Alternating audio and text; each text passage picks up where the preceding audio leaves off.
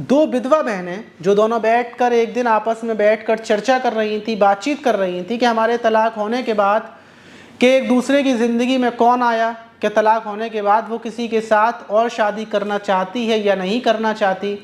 जब दोनों एक दूसरे को अपने प्रेमी के बारे में, वो जिससे शादी करना चाहती हैं उसके बारे में बताती हैं, तो दोनों ही एक दूसरे का मुंह ताकती रह जाती हैं, क्योंकि दोनों का प्रेमी एक ही युवक था। उन दोनों के सपने भी जिस युवक से शादी करने के थे, वो युवक उन दोनों के साथ ही अवैध संबंध बनाया हुआ था और बराबर दोनों के साथ उसकी प्रेम कहानी चल रही थी। दोनों सगी बहनें जो विधवा थी, लेकिन दोनों बहनें फिर ये फैसला करती हैं कि कोई दिक्कत नहीं है, हम दोनों ही अगर एक युवक से प्यार करते हैं, वो युवक हमें प्यार करता है, तो हमें कोई ऐतराज़ नहीं है, हम उसके साथ ज़िंदगी भर रहेंगे, खुश रहेंगे, हमें उससे कौन सी शादी करनी है। और फिर दोनों बहनें मिलकर उस युवक के साथ प्यार से रहती हैं। सब कुछ बिल्कुल ठीक ठाक चल रहा था, लेकिन एक दिन कुछ ऐसा हो जाता है कि दोनों बहनें मिलकर पहले उस युवक को ढेर सारी शराब पिलाती हैं, उसको प्यार करती हैं और फिर उसको तड़पा तड़पा कर मौत के घाट उतार देती हैं। लेकिन आखिर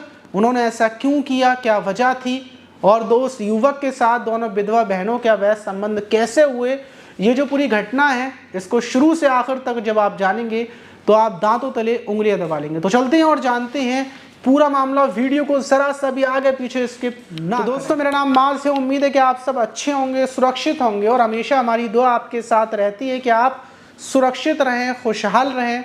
तो आज की घटना की तरफ बढ़ते हैं। घटना छत्तीसगढ़ की है। छत्तीसगढ़ का एक ज़िला है बलरामपुर ज़िला, और उसी ज़िले का एक गांव है राजपुर गांव।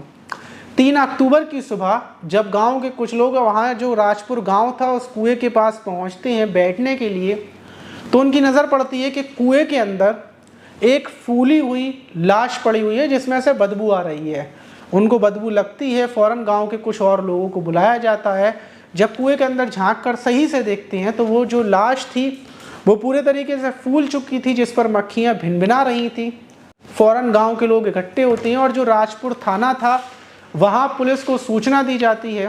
फ़ौरन पुलिस मौके पर पहुँचती है और लाश को कुएं से बाहर निकाला जाता है। जब कुएं से लाश बाहर निकलती है तो वो लाश किसी शख्स की थी।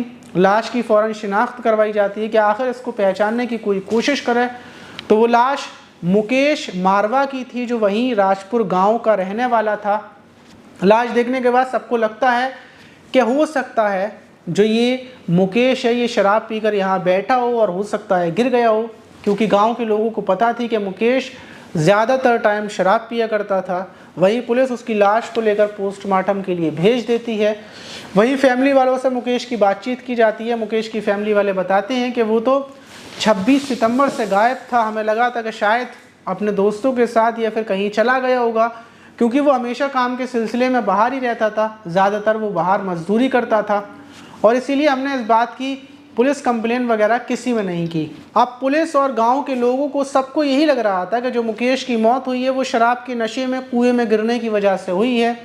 लेकिन जैसे ही डॉक्टर्स पुलिस को सूचना देते हैं कि जो बॉडी हमारे पास आई थी वो कोई कुएं में गिरने की वजह से मौत नहीं हुई थी उस शख्स की, बल्कि उसको काफ़ी बुरे तरीके से मारा गया था और उसकी हत्या की गई थी। उसके बाद मारने के बाद उसकी लाश को कुएं में फेंका गया है। ये सुनते ही पुलिस फ़ौरन गांव में पहुंचती है, छानबीन करने लगती है। फैमिली वालों को बताया जाता है कि मुकेश की हत्या की गई थी। अब आप ये बताइए कि कहीं मुकेश की किसी से दुश्मनी, किसी से रंजिश, और मुकेश 26 सितंबर को शराब पिया हुआ था, तो आखिर उसने 26 सितंबर को शराब किसके साथ पी। अब मुकेश की जो कॉल डिटेल्स वगैरह थी वो निकालना शुरू की जाती है, मुकेश के बारे में पता किया जाता है। तो जो मुकेश के करीबी दोस्त थे वो बताते हैं कि 26 सितंबर को हमारे पास से मुकेश ये बोल कर गया था कि वो अपनी जो प्रेमिकाएं हैं उसकी 2 उनसे मिलने के लिए जा रहा है। वो आज उनके साथ मिलकर पार्टी करेगा, वहीं पर वो रुकेगा, दूसरे दिन वापस आएगा। और जब पुलिस कॉल डिटेल्स वगैरह निकालती है तो भी पता चलता है कि मुकेश जो 2 महिलाएं हैं जो गांव में ही रहती हैं, जो दोनों महिलाएं विधवाएं हैं, जिसमें एक का नाम टीना, दूसरी का नाम मीना है, उन दोनों के साथ में ही था। उन दोनों से ही लास्ट बार उसकी बातचीत हुई, दोनों के साथ उसकी कॉल, जहाँ कॉल की लोकेशन थी वो साथ में ही थी। पुलिस फ़ौरन जो राजपुर में ही रहने वाली टीना और मीना दोनों बहनें थीं जो विधवा थी, उन दोनों को हिरासत में ले लेती है। उनसे पूछताछ करती है कि आखिर 26 सितंबर को तुमने मुकेश के साथ ऐसा क्या किया जो तुमने उसको मौत के घाट उतार दिए? तुम्हारे साथ में कौन कौन लोग थे जिन लोगों ने मुकेश को मारा है? जल्दी से हत्या का राज कबूल कर लो, किस वजह से हत्या की गई, पूरी कहानी बिना ज़्यादा देर किए बता डालो, वरना क्या फ़ायदा। हमारे पास दूसरा भी तरीका है। अब जैसे ही दोनों विधवा बहनों से ये बात बोली जाती है तो दोनों बहनें रोने लगती हैं, बोलती हैं कि हम मुकेश से बेशुमार प्यार करते थे, हम उसको मारना नहीं चाहते थे, लेकिन कुछ ऐसी गलती थी, उसने कुछ ऐसा काम कर दिया था कि हमें ना चाहते हुए भी उसको मारना पड़ा। हम तो मुकेश के लिए खुद अपनी जान तक दे देते, हम तो मुकेश के लिए हर टाइम हाजिर रहते थे। मुकेश हमारी ज़िंदगी था, हमारी ज़िंदगी जीने की वजह था। हम दोनों विधवा थे, लेकिन हम दोनों का प्रेमी मुकेश था। पुलिस बोलती है कि ऐसा करो, शुरू से बताओ कि आखिर तुमने मुकेश को क्यों मारा, और तुम्हारी मुकेश के साथ आखिर तुम दोनों बहनों की प्रेम कहानी मुकेश के साथ कैसे शुरू हुई। जब ये बात मुकेश जब पूछी जाती है तो जो बड़ी बहन थी टीना, वो ये बताती है कि मेरा तलाक 3 साल पहले हो गया था और मैं अकेली रहती थी। तलाक के बाद से ही मुकेश यहाँ जो गांव के अंदर फेरी लगाने लगा था, कपड़े बेचा करता था, तभी मेरी मुकेश से करीबी हुई और उसके बाद मेरे संबंध हो गए। वहीं 1 साल तक मेरे बिल्कुल संबंध बिल्कुल ठीक ठाक चले, और फिर जो मेरी बहन है टीना, उसका भी तलाक हो गया और वो अपने पति को छोड़कर यहाँ पर आ गई, मेरे पास आ गई। अब हम दोनों विधवा थे तो इसीलिए हम दोनों को एक साथ बिल्कुल मिल गया। हम लोग मेहनत मजदूरी कर कर रहते थे, सब कुछ कर रहे थे। और एक दिन जब हम दोनों बहनें साथ में बैठे और हम लोगों ने पूछा कि आखिर अब विधवा हो चुके हैं, इतना टाइम हो चुका है, क्या हमें आगे किसी से शादी करनी है या फिर हमें कोई प्रेमी बनाना चाहिए या नहीं बनाना चाहिए, इस बारे में जब हम बातचीत कर रहे थे तो जो मेरी बहन थी टीना, वो मुझसे बोलती है कि मेरा जो प्रेमी है वो मुकेश है, गांव का ही रहने वाला है, मैं उसी के साथ शादी करूंगी। बड़ी बहन आप बताओ, आप किसके साथ शादी करोगी? तो मीना बोलती है कि मैं चौंक जाती हूँ कि आखिर जब मेरी छोटी बहन का प्रेमी मुकेश है और वही मेरा प्रेमी है, उसको भी मैं घर पर मिलने के लिए बुलाती हूँ, उसके साथ भी मैं संबंध बनाती हूँ।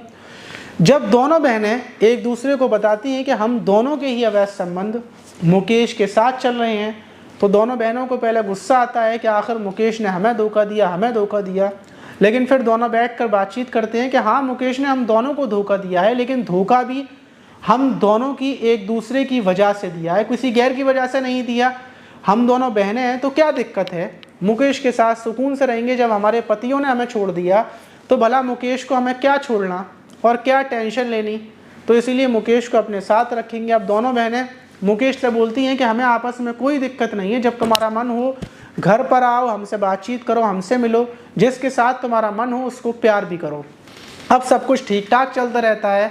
इस बात को पूरे 2 साल गुजर चुके थे। हम दोनों बहनों के साथ ही मुकेश घर पर आता रहता, खाता पीता, हम लोग मेहनत मजदूरी कर कर, खेती बाड़ी में आलू बीन कर जो पैसे कमा कर लाते, थोड़े बहुत मुकेश को देते, मुकेश के साथ शराब पीते, पार्टी करते, ज़िंदगी बड़ी मस्त चल रही थी, सब कुछ ठीक ठाक चल रहा था। लेकिन अचानक से हमें 10 दिन पहले ही ये खबर मिलती है, हमें ये पता चलता है जो मुकेश है उसने हमारे घर पर आना कम इस वजह से कर दिया है क्योंकि उसकी गांव के अंदर एक जवान लड़की के साथ संबंध शुरू हो चुके हैं और उसी जवान लड़की के साथ वो संबंध बनाता है। और ये बात जब हम मुकेश से पूछते हैं तो वो इनकार कर देता है। लेकिन हमने कई बार उस गांव की लड़की से जब बातचीत की तो गांव की लड़की बताती है कि हाँ, मुकेश मुझसे बहुत प्यार करता है और हर रात को मुकेश मेरे साथ संबंध भी बनाता है। हमने उसको भरोसा दिलाया था तो इसलिए उसने सच बता दिया। और ये सुनने के बाद हम लोग आग बबूले हो जाते हैं, मुकेश के खून के प्यासे हो जाते हैं, क्योंकि मुकेश ने हम दोनों के साथ धोखा किया। उससे पहले हम दोनों के पतियों ने हमें छोड़ा, आज मुकेश ने हम दोनों को छोड़ दिया और वो किसी तीसरी लड़की के साथ संबंध बना रहा है। और अब जाहिर सी बात है, जब मुकेश को इतनी अच्छी लड़की मिल गई है तो वो हमारे पास नहीं आएगा। और जितने टाइम भी वो हमारे पास आता था तो हम दोनों बहनों को उसने यूज़ किया, हम दोनों बहनों के साथ, हमारे जिस्म के साथ वो खेला। और यही बात हम लोग आपस में बातचीत करते हैं। और 26 सितंबर को हम लोग प्लानिंग करते हैं कि जो मुकेश ने किया उसका हिसाब किताब हम उससे लेकर रहेंगे, उसका बदला लेंगे, क्योंकि उसने हमें धोखा दिया है।